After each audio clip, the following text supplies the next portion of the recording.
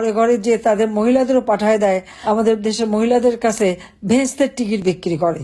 আর এরা নিজেরা ভেস্তে যাবে কিনা সেটারও তো ঠিকানা নাই। যারা লুটপাট, হাত কাটা, পা কাটা, রক কাটা, চোখ তোলা, নির্যাতন করে, নারীদের ধর্ষণ করে, তারা কি বেহেস্তে যাবে? আজ পর্যন্ত কেউ গেছে? যারা এইভাবে জঙ্গি সন্ত্রাসী, কোন সন্ত্রাসী বেহেস্তে গেছে? কেউ বেহেস্তে যে কোনো খবর পাঠিয়েছে, মোবাইলে মেসেজ দিয়েছে, বা কাউকে জানিয়েছে যে তারা এখন বেহেস্তে ফুরফুরে হাওয়া খাচ্ছে?